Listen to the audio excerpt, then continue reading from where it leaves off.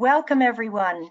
My name is Mary Ann Dickinson. I'm with the Alliance for Water Efficiency, and we are very pleased today to be hosting a webinar for the American Planning Association's Water and Planning Network. The presentation we're going to be providing to you today comes from the City of Calgary. It's called The Glass Half Full, Planning and Source Water Protection. But before we start with the webinar, I'd like to go through some instructions and as part of our welcome to you. So Liam, if you can go to the next slide. This webinar will be 60 minutes long. We have scripted time for questions. The questions will all be at the end of the speakers. If you're hearing my voice, you have already figured out that the audio is through your telephone or through your computer microphone and speakers, one or the other. But the important thing you need to know is that we mute our phone lines during the presentation of the webinar because we record it. And in recording the webinar, we want to make sure we minimize the background noises that often happen with a lot of people on the webinar. We have over 140 of you that have signed up to listen to this. So we wanted to make sure we provided a clean recording afterwards. But having you muted doesn't mean we're not interested in your participation. We definitely want you to ask questions and to let us know what you think along the way. The way you can do it is to participate by using the chat and question and answer function in GoToWebinar. And the way you access that is you look in the upper right-hand corner of your screen. There's an orange rectangle with a white arrow. And you click that white arrow and it opens up a dialog box where you'll see a number of things. You'll see some handouts. There are 3 handouts that our speakers are going to be talking about today. So make sure you take a look at those and copy those links. And also you can type in questions in the chat question box. You can type them at any time during the webinar. And at the end of the presentation, we will take the questions in the order that they were received. So we very much want you to ask a lot of questions. We've reserved about 10 to 12 minutes for questions at the end. So with that, I think we're ready to go ahead and start. We have some great speakers for you today. I will introduce Bill Sesenick to start, and then he can take it from there. Bill Sesenick is co-leader of the APA's Water and Planning Network. He's a vice president and practice leader for infrastructure and urban planning at the firm CDM Smith, a global infrastructure and environmental consultancy. He has over 30 years of experience in water resource planning and management, working with major cities on green infrastructure, source water protection, and climate resilience. He's also an adjunct professor at the Rutgers Blaustein Graduate School of Planning and Policy. He's been there since 2012. So Bill, I will turn it over to you to introduce our speakers and their presentation. Thank you, Mary Ann. Thank you all for joining us today. We have very interesting presentations, and those will be led by Harpreet, who is the team leader of the Water Resource Strategy Team at the City of Calgary, Alberta, Canada. And her responsibilities include leading the development of strategic water management plans and policies in the areas of source water protection, waterways protection, drought management, and water security. She was previously the Director of Planning and Community Development for Skamania County, Washington. Sorry for that glitch. Where she was responsible for various land use and watershed planning functions, including salmon recovery efforts along the lower Columbia River. We also have Jennifer Pouliot, and Jennifer is, or Jen as she prefers, is a senior watershed planner with the Water Resource Strategy Team at the City of Calgary, and Jen leads and coordinates the implementation of the City of Calgary's Source Water Protection Plan, which was developed to protect watershed health and water quality upstream of Calgary's water treatment plants. Prior to joining the city, she worked as environmental planner for the Puget Sound Partnership, a Washington state agency that coordinates actions on ecosystem recovery in Puget Sound. She also worked for many years as a senior policy analyst on climate change adaptation, the British Columbia Government Climate Action Secretariat. So those are our speakers today. You'll hear much more from them. Please proceed. Just a quick note here. Today's presentations are brought to you by the American Planning Association's Water and Planning Network.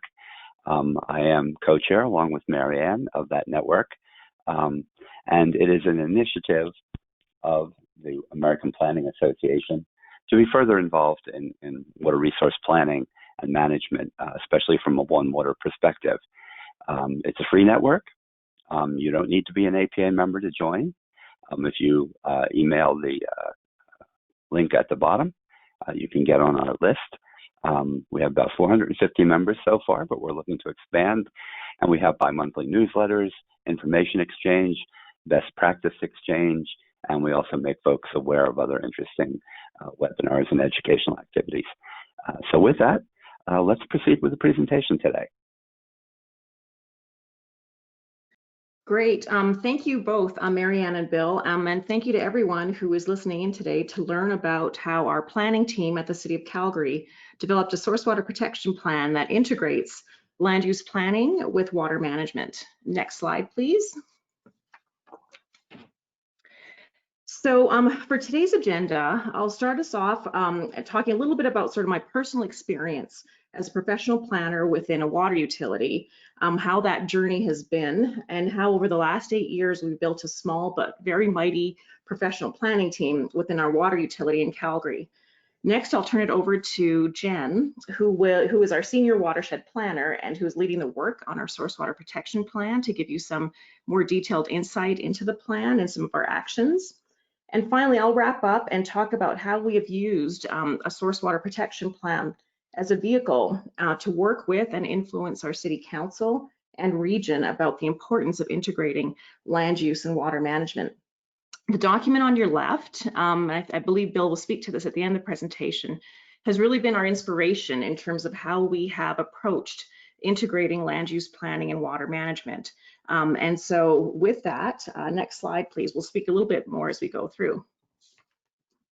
So a little bit, again, working in municipal or local government, we know that many challenges related to water can often surprise applicants, planners, residents, and elected officials. And again, this largely happens at the municipal level, but typically a lot of land use applications keep going, and all of a sudden these water issues seem to complicate or become barriers to planning and growth. So I've had this sort of the unique privilege, and again, a little bit about me. I'm a Canadian, but I received my master's in city and regional planning in California at Cal Poly many, many years ago. I won't tell you sort of when I graduated. And I spent the early part of my career working in Washington State. So I was very familiar with sort of state planning law and planning activities. But I know in my role as planning director, oftentimes, even though it was land use, many water related issues would often come up. And so whether it was water resources or stormwater management particularly, and especially along the lower Columbia River. And so we spent some time in Washington State, lived in Seattle for a few years, and then we came back to Calgary, Alberta. And again, I sort of shifted gears in my career a little bit and worked with Alberta Environment, working on some of their water rights or water licenses as they're called up here, and then joined the City of Calgary about 8 years ago. So next slide, please. So when I first started at the city, again, I was working on a lot of the water rights issues because we are located directly above Montana. So we are, again, water rights and limitations in water are just as prevalent here as in the Western United States. And so part of that was trying to understand what is going on with the water supply, how do we match our water rights and licenses to our growth and development. And so by accident, I was probably hired by the utility just working on that one particular area, but it was by accident. Of course, being a planner, I wanted to understand sort of how the utility participated in planning and development issues. And so what I found is that typically it was a land use planner working with an engineer as a SME to provide input into a planning or development application. And so what we did is I encouraged my colleagues in the utility to actually hire planners to support that current planning or development function. And so when we first started, it was quite linear. You know, we had a land use planner, work with a water planner, get engineering input and back into the planning realm. But again, it seemed like there was more that we could do, and it was actually just not fun being part of sort of a robotic planning system of just collecting input and providing it back into the planning system. Next slide, please. So what we did, of course, using our planning skills, is we started to actually ask those planning questions. You know, what are the outcomes we need to achieve in this planning application? Worked with our engineering team within the utility to review, educate, and collaborate on what is the best means and how do we actually craft what we're trying to achieve. Again, worked with our planning team, and then again started to get more, I think, robust input within the planning system. Next slide. And so if we look at, so the City of Calgary's planning and development continuum, there's slight differences within the Canadian and US planning continuum. But again, if you look at typical utility function, we're typically boxed into that infrastructure and servicing realm within the entire continuum. And what we found is that many of the issues that we were seeing within planning and development weren't really strictly infrastructure and servicing. They happened much earlier on. Next slide. And so what we developed and kind of proposed within our planning team is that really we need to have a presence earlier within land use and planning and develop some robust policies and plans, because policy is really what does set priorities, direction, and position for everything that follows. Again, to not catch applicants, developers, or council off guard with these, you know, very technical water issues at the end state of a planning application.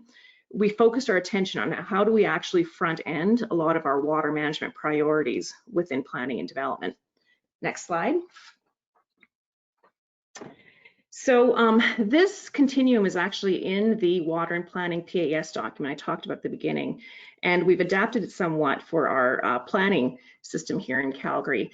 And so the 6 points of intervention, as we see, are from that beginning part of visioning, strategy, plan making. There's policy in the middle, which really does connect the functions of long-range planning on your left and the current planning functions on the right. So that current planning function is ongoing, and we have a great team of planners within our infrastructure planning team that work on those elements. And then I was promoted to this leader of water resource strategy, and so it became evident that we actually needed to build some water resource plans that align to the lines of service within a water utility. So within our water supply and treatment, we have our source water protection plan, which I'll turn the mic over to Jen in a little bit to talk more about. We have our One Water Security Framework, which was really built around understanding what are those water supply limitations, which are top of mind for a lot of our elected officials and citizens here. The raw water management strategy was really about our water rights and how do we match the amount of raw water we need to supply a city. Calgary is a city of 1.2 million people, so it is a very large city. So again, this is sort of where that angst and concern came about water supply limitations, especially in a closed basin to new water rights or limitations. And we are actively working on our drought management plan, which we hope to complete by the end of this year. Under the stormwater management line of service, we have a riparian action program, and we are actively working on a strategy for stormwater management and green stormwater infrastructure. So in the middle is sort of, I will sort of conclude the presentation with talking a little bit about these policy buckets, about how, and our water policy framework. Next slide. So if I look at sort of where we're at within the water utility and within the City of Calgary, we're really in a settlement phase in terms of our teams of water planners. So we do work closely with our land use planners, and we apply a lot of our utility direction along that planning continuum, all the way from our strategy to our infrastructure and servicing. And we work closely with our engineers, but our engineers are more sort of in that SME subject matter expert piece and planning. So I am proud of sort of the great relationship we developed with the planning department, where we had started from a place of not understanding and getting to a place of much better understanding in terms of water management outcomes in the planning continuum. Next slide. So I talked a little bit earlier, I just kind of mentioned sort of this one water water security framework. And so we completed this document last year. As I mentioned, the concern about water supply is significant within Calgary in this region because we have a limited, we can't just access our water rights or water licenses from our surface water sources. And so we developed this framework of what a one water, and again, specifically to water supply issues. And it was endorsed by our council last year, and we had some great comments from our mayor, who said that this is unbelievably important. If we don't make changes in terms of how we manage water, we're going to see water shortages. If we don't get this right, there's no future growth in the city and region. So again, it was great to frame this for our council. Next slide. So the way we define a water security, again, water security is one of those terms that's being used more and more by the United Nations. It is about having enough safe, clean, enough safe water for human well-being, ecosystem resilience, and economic activities now and for future generations. So this little bullseye to your left is kind of how we have framed what water security means for us. And typically, if you look in I'll start at the very center, you see typically there's water supply and demand as a scales of how we manage water. But what we find is that there is an important third lever, and that is the infrastructure piece, or the systems and operations. And so what we said is that water security for us, and we defined it as a triangle with being able to manage those three levers at different times, depending if you have abundance or shortage. Next, we define the main risks to water security for Calgary, and those are population growth, climate change, and water license or water rights limitations. We also talked about what our 6 priority actions were going to be. The first 2 actions are really quite technical in terms of understanding water modeling and scenarios and some of our regulatory limitations. The third one is policy, and we are actively undergoing a regional planning work where we're establishing a regional growth plan for the region. And so collaborating with our regional municipalities and our growth board are real critical in terms of developing that policy. The fourth one is about infrastructure. Of course, reservoirs are important for water supply. And the final 2 are really about how we, our team specifically, are developing water resource plans and policy. And I will soon turn it over. One more slide, please. Next slide. And I'm about to turn it over to Jen, who will talk a little bit about our source water protection plan. But we recently got the plan and policy endorsed by our city council in October. And this simple statement that every land use decision is a water management decision really resonated well with all of our stakeholders, citizens, and council. The policy was unanimously approved. And again, it gives us the permission space now as a planning team to really focus on how do we now advance more, strengthen our water policy within the land use continuum. And so I'll turn it over to Jen, and then I'll come back and talk a little bit more about our water policy framework. So next slide, and Jen, it's all yours. Great, thanks, Harpreet. And the first thing I'd like to do, seeing as many of you might not be familiar with Calgary and the geography that we're working in, is just to give you a bit of a context of the region. So Calgary is located in southwest Alberta, and it's in the eastern foothills of the Canadian Rocky Mountains. So Calgary's source water comes from 2 watersheds, the Bow and the Elbow. And the water that flows through those rivers is treated at 2 separate water treatment plants. The Bow River watershed is the source water for the Bears Paw water treatment plant. That plant provides about 60% of the city's water supply to Calgarians, and the headwaters are in Banff National Park. And the headwaters of the Elbow River begin in the mountains of Kananaskis country. So the Elbow River feeds the Glenmore Reservoir and provides water to the Glenmore treatment plant. And that approximately supplies about 40% of the Calgary's drinking water to Calgarians, although there's a bit of redundancy in our water treatment plants where when we need to, we can actually supply, more water to Calgarians out of one versus the other. So we've got a bit of a redundant system in Calgary, which is excellent. Maintaining the Elbow River's source water quality is of particular importance since it's been identified as a more vulnerable to water quality deterioration. Next slide. And Calgary is lucky in terms of our geography. We're actually the first large urban center within the watershed. So once that water gets to us in the city, the water quality is very good before it even gets taken up by by our treatment plants. Almost 2/3 of the source watershed is designated as parks.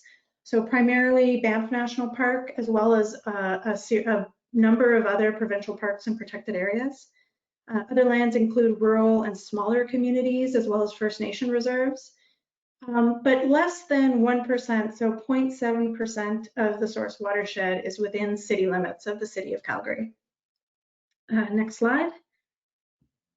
And to give you a bit of a context of how we got started on our source water planning activities, in a very general sense, the region is growing quickly, both within Calgary and outside of Calgary.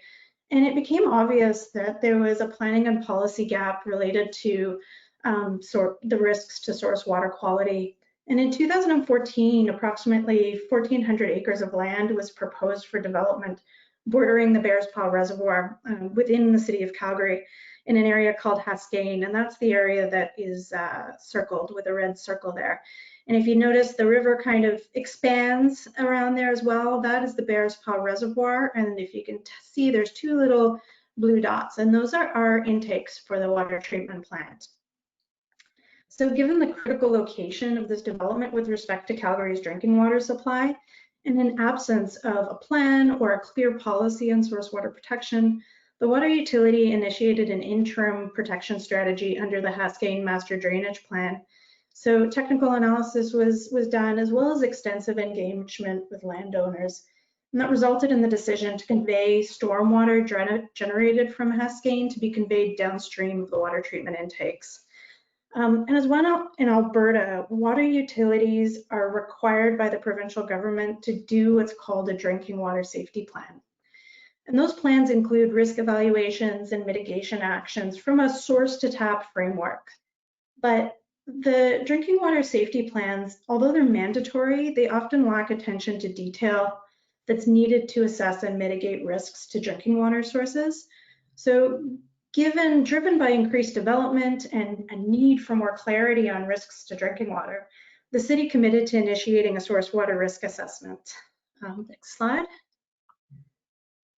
And, through that process of trying to characterize and assess our risks based on how we felt how likely they were, but as well based on the ability of our water treatment plants to handle that water, two top risks kind of floated to the top.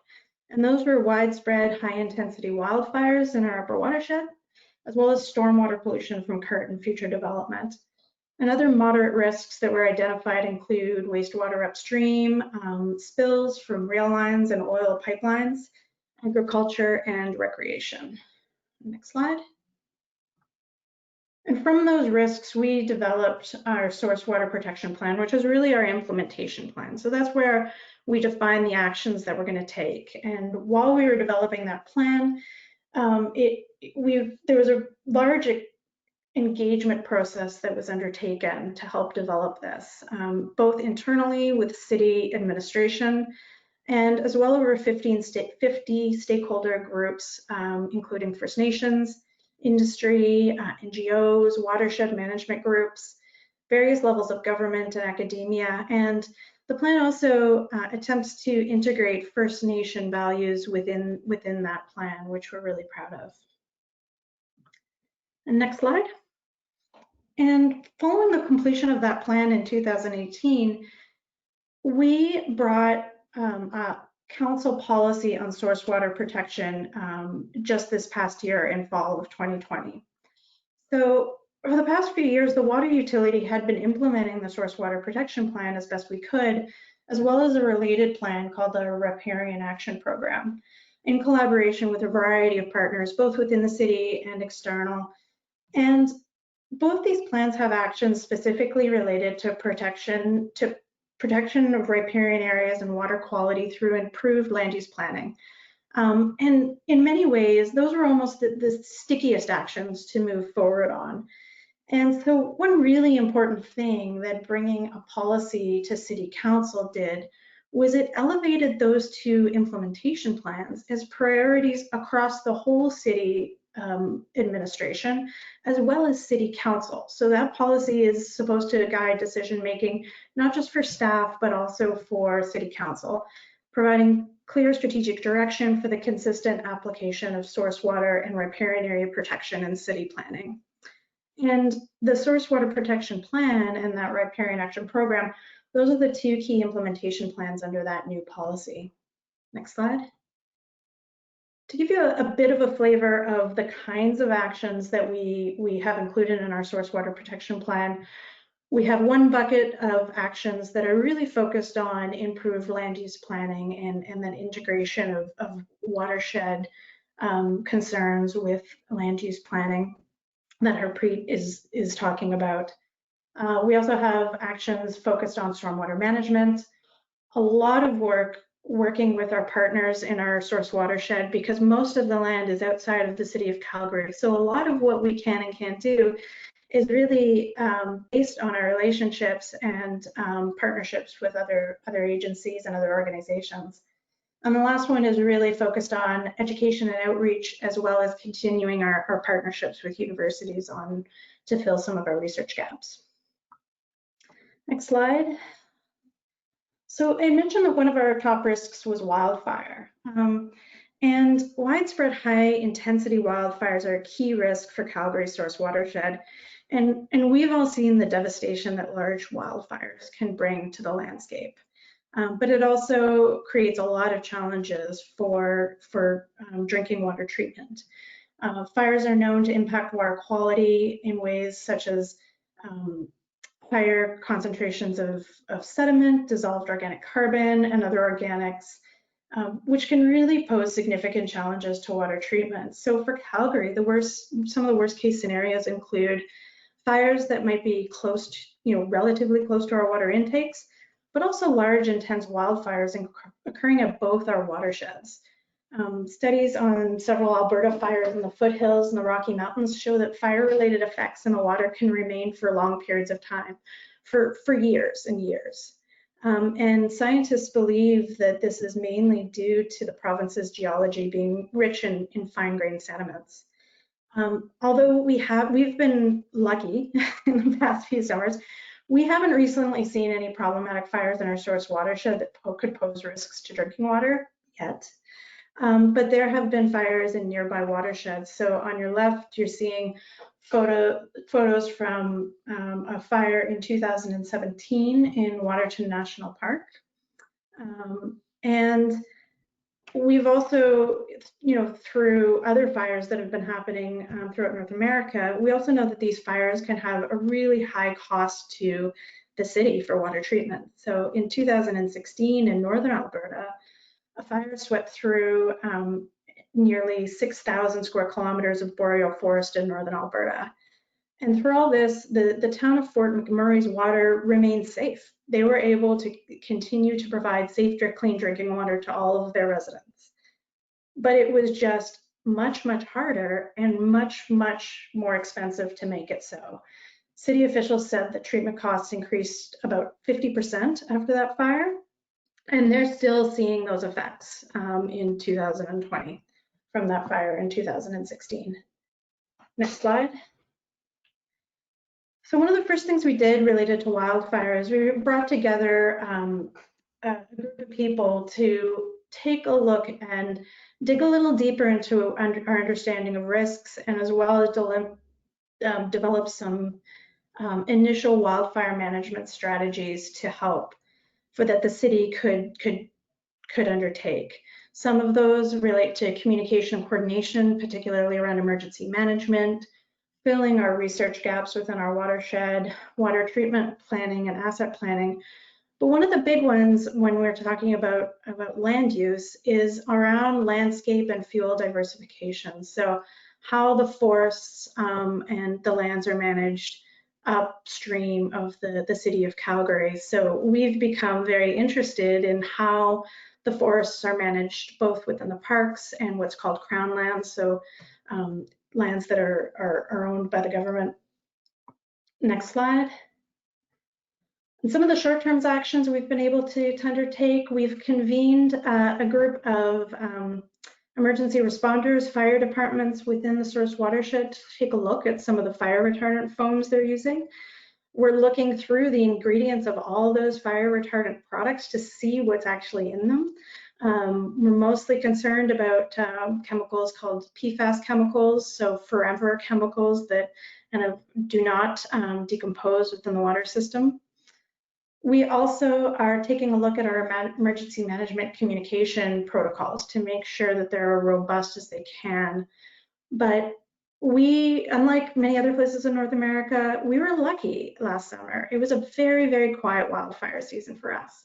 There was one fire up in the area of Bighorn in the Bow River watershed. It wasn't a fire that was problematic to our water treatment plant, but what it has done is it's given us an opportunity to do some proactive long-term monitoring of that fire to see what the water quality implications are. Next slide. To get into some of the more sort of land use planning type actions, one of the other projects that we're initiating is a watershed investment strategy to examine and evaluate options and administrative processes that would be needed to possibly build a watershed investment program. So the intent here is to use market-based payments to incentivize upstream stewardship actions that go beyond current legislation and regulations. So different jurisdictions are moving or have moved in this direction. The most notable is New York City, who they recognized a long time ago that investing in protecting forests and their source watershed can result in massive savings because it's cheaper to protect and manage forests than to build or upgrade a water treatment plant. So the City of Calgary is in early days of exploring what a watershed investment program could look like. We're taking a look at developing a land acquisition framework intended to protect Calgary's source watershed and riparian areas, a partnership and microgrant program framework that could outline how the city would work with external parties in the upper watershed to achieve strategic watershed and program objectives, as well as sustainable municipal finance options to fund the strategy. Next slide. And the last sort of bucket of actions that I'll quickly touch on is some more of our land use planning actions. So I talked a little bit about the Bears Paw Reservoir earlier on in my talk. And the Bears Paw Reservoir is a really interesting one. Unlike the Glenmore Reservoir that is within the city, the whole reservoir is within the city boundaries. The Bears Paw Reservoir is upstream of one of our treatment plants, is only partly located in Calgary. The rest is located in neighboring Rocky View County. And then the dam on the reservoir is operated by TransAlta. So it's a much more complicated jurisdictional relationship with the Bears Paw Reservoir. And this relatively pristine water source is still at risk for pollution due to things like urban growth, increased recreational use, and other hazards. So to proactively, address some of these emerging issues, the City of Calgary convened a trilateral task force that included the City of Calgary, Rocky View County, as well as TransAlta. And that task force worked together to identify, discuss risks, issues, and management options for that reservoir. And the next step following that task force report is now sort of in discussion about where to move next. Within the city, we also want to start exploring drinking water protection zones. Sometimes these are also called overlays. And overlays regulate land use and development over and above the underlying land use district. So it could potentially prohibit high-risk land uses, as well as more stringent design and landscape standards. And then Another really, really important piece of work that we are doing is advocating at a regional level around source water protection. So our regional planning body, Harpreet mentioned earlier on, is going through developing a growth and servicing plan for the region, and that'll come into effect in 2021. And the plan will provide policies and high-level guidance for municipalities within the region on regionally significant topics, including land use and infrastructure planning and servicing.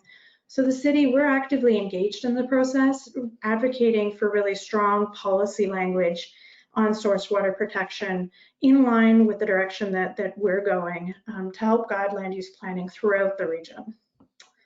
And next slide, and this is where I get to hand it back to Harpreet, who will tie this all up in terms of defining what our water policy framework looks like. Great, thanks, Jen. And yeah, a lot of great details in terms of how we're implementing source water protection plan, but I'll bring us back up a little bit in terms of the water policy framework. So next slide. So again, I mentioned sort of earlier is that we wanted to develop this water policy framework to have more of a presence within the land use planning continuum. Next slide. And so here, in terms of kind of pitching, and I call it sort of like a pitch deck, we had to kind of pitch two different types of things to both our water utility as well as to our planning department. So to the right, you kind of see water utilities typically talk about customer commitments in the top sort of gray box. On the bottom gray box, you see sort of our planning and development world. And what we kind of tried to frame is that there's this big gap between the water utility customer commitments and planning and development outcomes, where our water policy framework, as we call them, our policy buckets, should fit. So when we talk to our planning department, we said that we really do need to define, we understand the problems with planning and development and the issues that have come up on a number of different applications, but we do want to define the utilities position on a range of subject areas related to growth and development, and for four main reasons. Firstly is to provide that unambiguous and consistent direction, because what we found when we did a little bit of an analysis in terms of water policies, they were all over the place and lacked consistency. We wanted to protect watershed protection with growth policies at the city, facilitate proactive action, and actually to support development in our development industry. Next slide. And so when we were talking to our water utility managers, of course, we had to pitch it similar, but in a different way in terms of what will this do for us? It would really clarify the utility's role within the planning continuum, define our space for compromise and negotiation on a number of different watershed or water matters, and also identify the strength of our position and our approach to development. And most importantly, it would educate ourselves, other departments, and external stakeholders in our development community about what the utility does and how we do that. And so with that, our policy buckets really are around protect, how do we protect water resources, shape, balance, mitigate, and then of course servicing, which is that traditional role of a water utility. Next slide. So in terms of that first protect bucket of water policies that we're crafting, it really is about sort of what is our role within the planning system and what are those hills to die on in terms of from a water resource, water management piece, what do we need to protect? And oftentimes those subject areas are around floodways and again, source water quality after all the work that we've done. Next slide. The next sort of bucket of water policies is about shaping development. And it is in terms of how, because of a water management concern, how do we directly influence location and form of development to maintain the health of our waterways? And here the utility has a strong regulatory presence within the planning system. And the utility does require specific concessions from development through clearly defined and implementable tools. And so a good subject area of this is around development within the flood fringe and the natural hydrology, or the natural flow and movement of water within a development application. Next slide. And so the next policy bucket is around balancing and mitigate. And it really is a conversation about trade-offs where we can negotiate negative impacts And unlike that shape of policy bucket, there aren't any strong or enforceable tools to force an outcome. And we rely largely on compromises and incentives. And if I think about this bucket, it really is around sort of our role within stormwater management. We haven't done a lot here, but this is sort of our next field of work coming forward for our team. Next slide. And so just to go quickly in terms of how we would apply this in a planning context, here's sort of a conceptual scheme of sort of what planning could look like. Next slide. We have to look at sort of where are policies. We need strong policies in terms of protecting, and of course the floodway is a perfect example. Next slide. How do we shape development in that flood fringe area? Next slide. And then again, how do we balance and mitigate? And again, that's really around our stormwater management. Next slide. And then again, the utility always will perform that servicing. So again, we have just crafted these buckets of policies that we want to work on, and this is sort of the next field of work for our water planning team within the utility. Next slide. So looking ahead, we are trying to advance our work with the water policy framework, both within Calgary and within the region. As Jen mentioned, we are going through a regional planning process right now. And I think the other element of work that we do in terms of all the stakeholder engagement we've done is that we do know, as many water utilities do, is that customers and citizens don't really understand the costs of safe, clean drinking water. And actually, that's how we've developed our water management plan, is with that lens of educating sort of our residents and citizens about our water management issues and how we actually manage water at the City of Calgary. Next slide. And then again, I always like to close off with an inspirational quote. So again, being Canadian here in Canada, Margaret Atwood.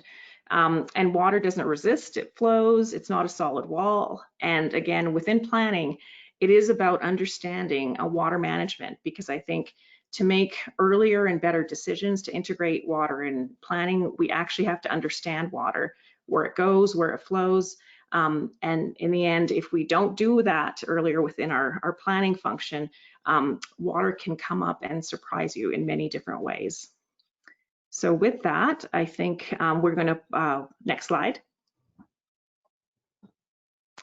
And again, we have our handouts there in the chat bar, and here's some more, but I will now turn it over to Bill. So next slide.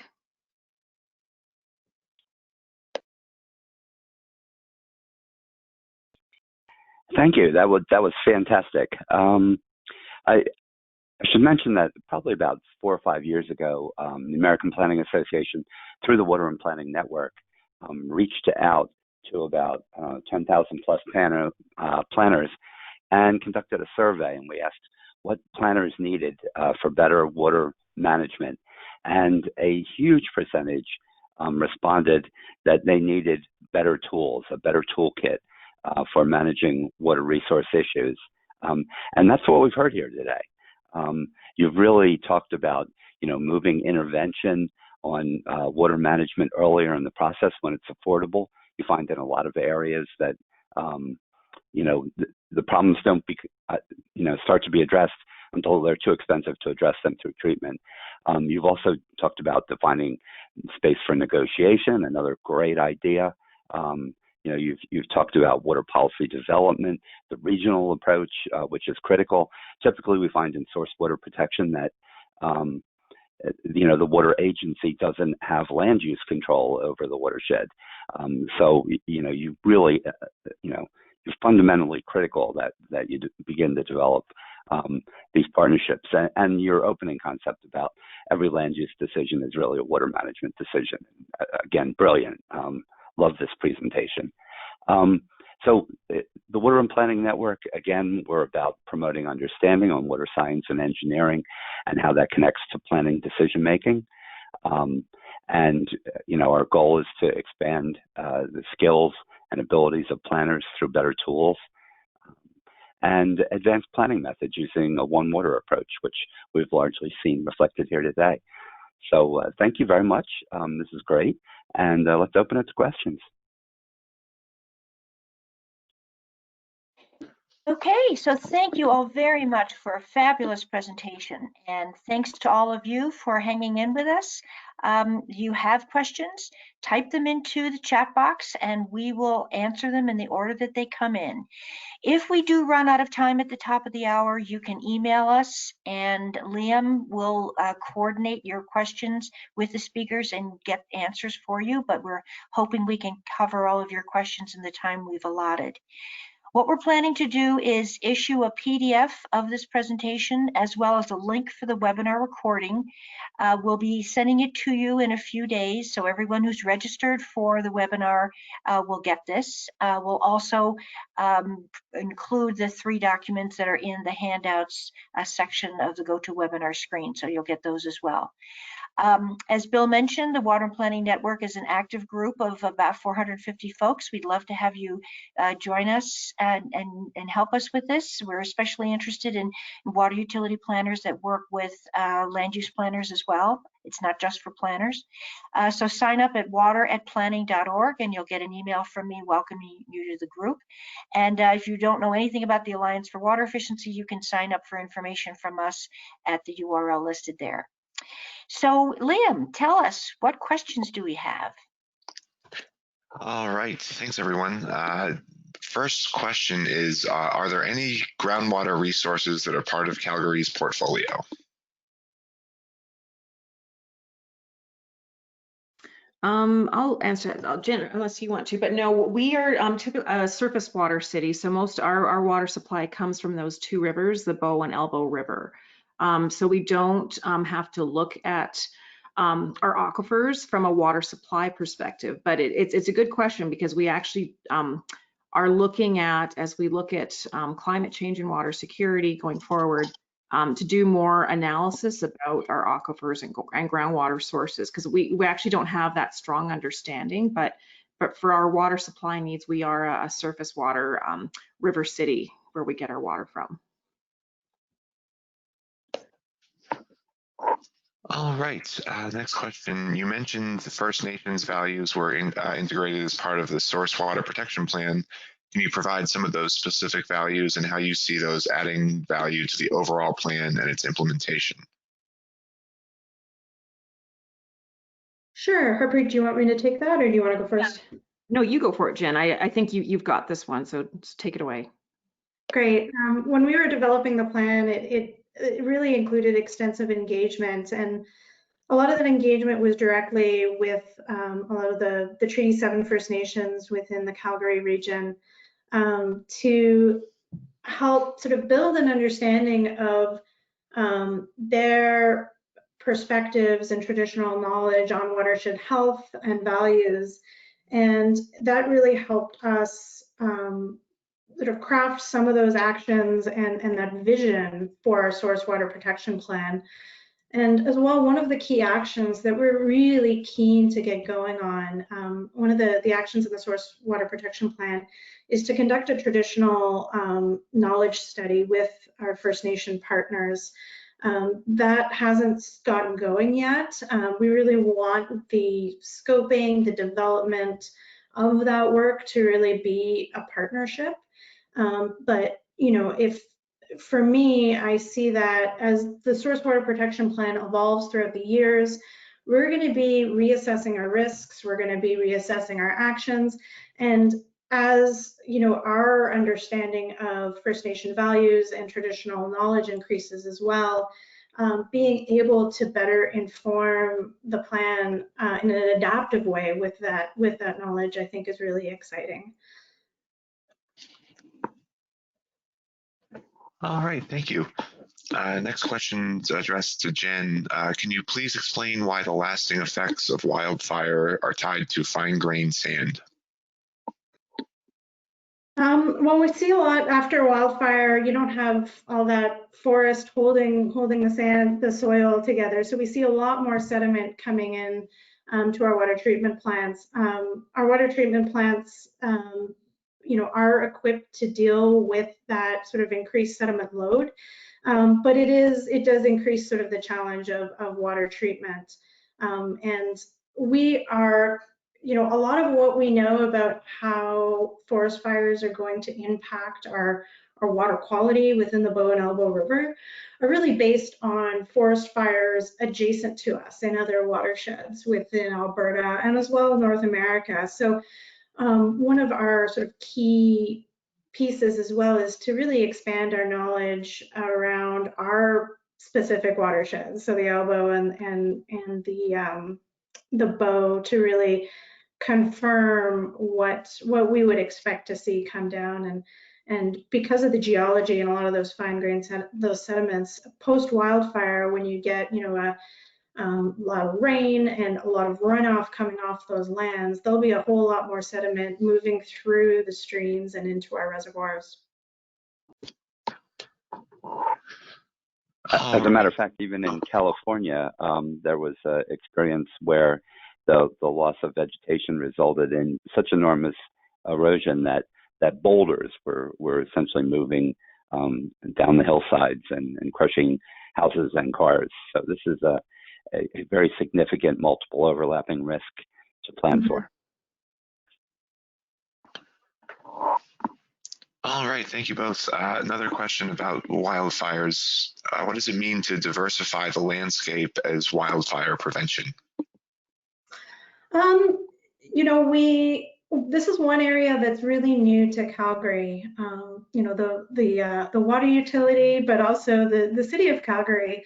We don't really have a lot of foresters within the city, but we have discovered through this process how important the forested land is upstream from the City of Calgary. So, you know, we have an interest in understanding what the risks are to wildfire and land use upstream, and to work with the province and other stakeholders such as forestry companies to look at how that risk can be mitigated either through tools like prescribed burnings, forest management, forest thinning, taking a look at the forest stock to see how that changes our risk is an important piece for us. And, you know, for me as a planner, this is really kind of new ground for me. And a lot of my work is right now listening and learning from our academic researchers who work in sort of these healthy landscape forest management fields, as well as the foresters within the province of Alberta and private sector, to kind of learn how risks to water quality can be mitigated through forest management. I'm going to add just a little bit too, Jen, but it's fascinating, this work, because as Jen was just saying, like we're getting into this area of forest management, which we never really thought we would, or even getting into fire retardant foam and trying to understand what is in there. And so it's fascinating doing this work in terms of the source water protection plan, because it's taken us into these new directions. But really, I think we see our role as planners as some of those integrators or synthesizers of working with our forest land managers, and then applying that knowledge to the water utility in terms of what does water treatment look like. But there are these broader sort of landscape issues. And again, with their source water protection plan, what was fascinating is that the top two risks really are about land management. So wildfire is about forest land management outside of the city, but stormwater management in itself is a function of urban development. And so by developing this plan, it really did lead us that the actions that we developed are really land use actions in some new areas that we didn't really think we would be going down as planners.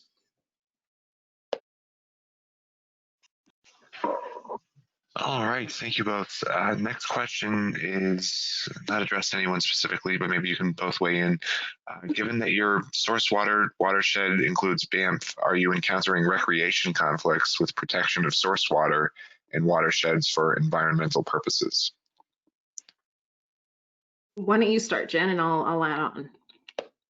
Yeah, we are, the national parks are one of our stakeholders that we're engaged with, and recreation is a risk that has come up, and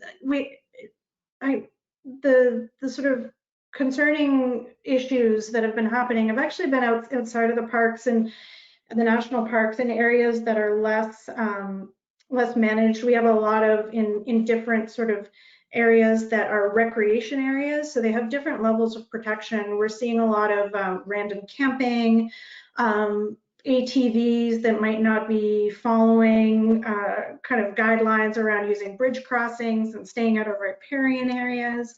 We're also seeing, because of this random camping, a lot of people setting up sort of,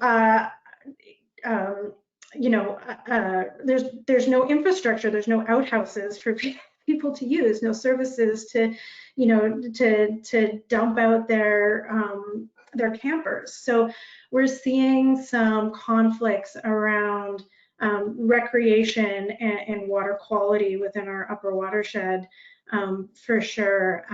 And I think, I think I see we have a lot of partners, external partners who are our watershed, who are working within the watershed, trying to educate people on, how to recreate within the areas, how not to disturb the riparian areas, how to use the toilet appropriately in our upper watershed, those sorts of things. And so there's a real role for the City of Calgary to, through our education and outreach program, really support those external partners and a lot of their messaging and work that they're doing up there. We also have challenges with recreation on the reservoirs. So the Glenmore Reservoir within the city, we have bylaws that limit how people can use the reservoir. So there aren't any motorboats allowed on the reservoir. You can't go swimming in the reservoir. You can't let your dog play in the water. There are those sorts of restrictions. The Bears Paw Reservoir is slightly different, and we are currently in discussions to try to talk about what kind of strategies we can use to help minimize the risk to the Bears Paw Reservoir from recreation. Harpreet, do you want to weigh in as well? Yeah, and I mean, great points. I think the only thing to kind of close off that question is that similar, in the U.S., with the U.S. national parks and U.S. forests and state forests as well, as our forestry and parks agencies do lack funding in terms of getting the enforcement out there in terms of some of these activities. And so, like I say, it's not, we are lucky we have so much protected landscape in our national parks and our provincial parks, but it's that enforcement piece which is always tricky. And so I think with this watershed investment strategy, I think one of the opportunities is to see, can the city, can we build a water utility watershed program that can support maybe even our provincial or and federal national parks in terms of some of these sort of activities that we want to either educate on or actually do some enforcement and support them that way. So again, it's hard because I think budgets are hurting everywhere, but again, we're trying to see where those opportunities might lie through our watershed investment potentially. Liam, over to you. So we are about at the top of the hour. We could go a little bit longer to answer questions. How many questions, Liam, do we still have? Looks like we still have another 3 questions right now. Okay, let's do those 3 and then close it up. I think we can go a few minutes more beyond the hour. For those of you who are able to stay, that's great. We'll also continue to record. All right, next question. Can you expand upon the water rights question? I think I heard the statement that Calgary was in a closed basin. Sure, I can answer that. Similar to a lot of the sort of Western U.S. water law, we're under a water rights regime under prior appropriation. And so similar to other states like California, Washington, etc., the state or the province is not issuing new water rights or water licenses. And so within this portion, within Southern Alberta, we are under that transfer system. So we have a cap on the number of water rights that have been issued. And within that cap, there is a transfer system if you want to grow here or not. And so we are limited with not just municipalities, but other water users for growth because of that water rights system. So So again, it is, and again, in Canada, the other interesting piece is that we do have cross-boundary agreements with the United States, because we do share rivers. You know, the Columbia River is one, but a number of other rivers where, you know, 50%, a lot of the headwaters are in Canada, but 50% of that flow has to go to the US, and vice versa, where we do have, you know, rivers crossing the boundaries. So again, knowing that we just can't go apply for a new water right when we have growth, it has created sort of this capped system of water rights or licenses that we do have to manage quite closely. And so again, that is a limitation to our growth, and it's a significant issue within our region here as well. And especially it's coming up quite significantly as we're building a regional growth plan with our municipal neighbors. So hopefully that answers that question.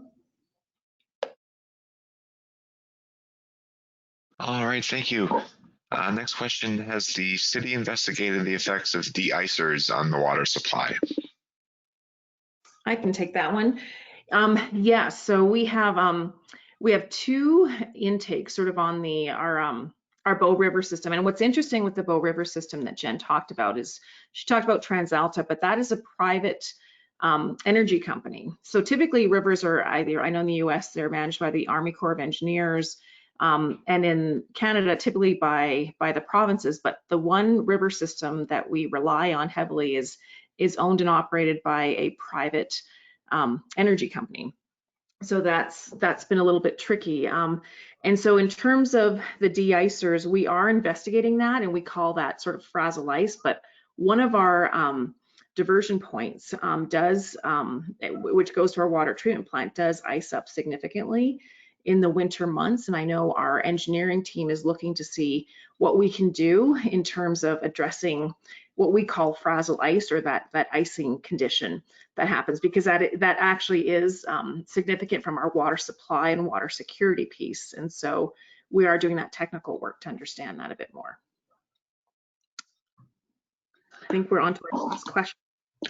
All right, yeah, last question. Does the community use green infrastructure and low impact development? What were the reasons for implementation, and what was the result?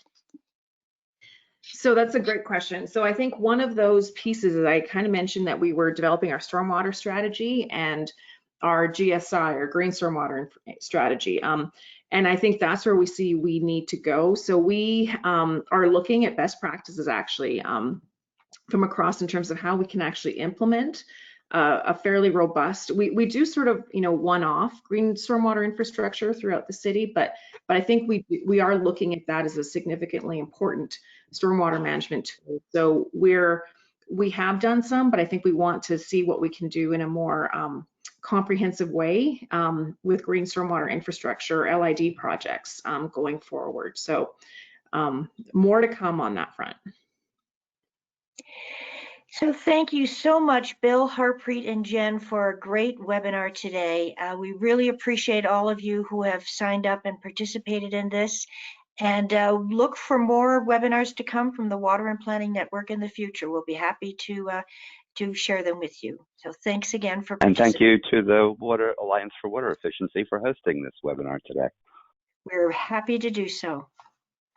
And thank you to have a good day. Thank you.